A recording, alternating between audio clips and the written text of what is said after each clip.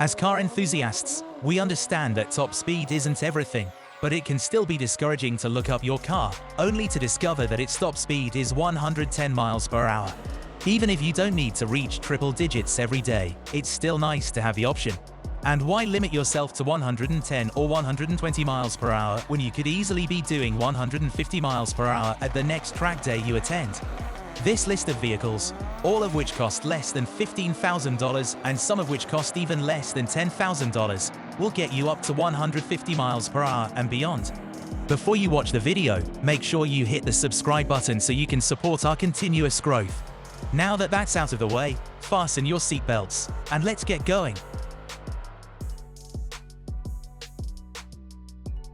The Chevrolet Corvette, the most famous example of an American sports car, has always been a platform for high performance at low costs.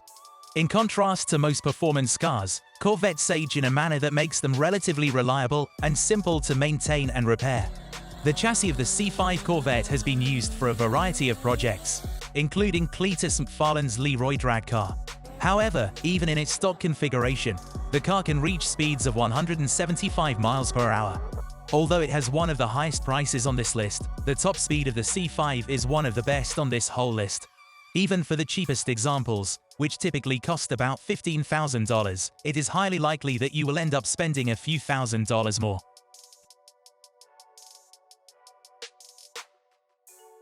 How about getting power to all wheels? Some of the most talented and likable racers in history have been driving the third generation of the Subaru Impreza.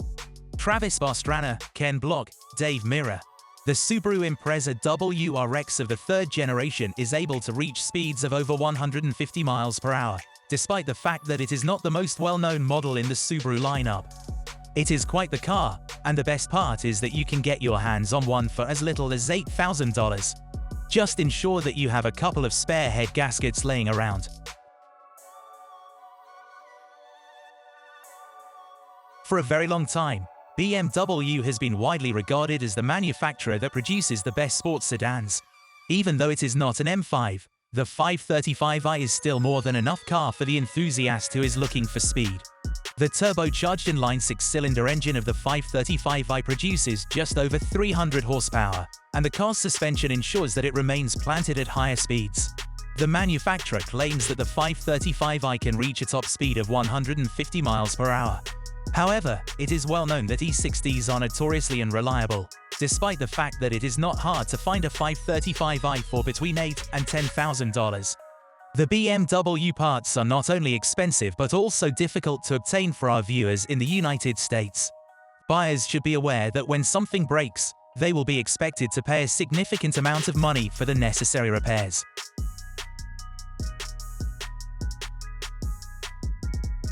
After the turn of the millennium, Nissan introduced the 350Z as a replacement for the 300ZX in 2002. It quickly established itself as a fan favorite in the rapidly growing tuner scene, eventually gaining enough recognition to become somewhat of a household name. A Nissan Z with a notoriously loud VQ35 V6 engine under the hood producing approximately 300 horsepower, a curb weight of around 3,200 pounds, and an advantage over the Mustang in terms of power to weight, also has an advantage over the Mustang in terms of top speed, with the limiter set to 155 miles per hour. There are many nice options available for $10,000, so you really can't go wrong, but we wish you the best of luck in finding one that hasn't been modified in any way. The Porsche 986 Boxster is the obvious choice for someone who is passionate about Porsche and is looking for an affordable car.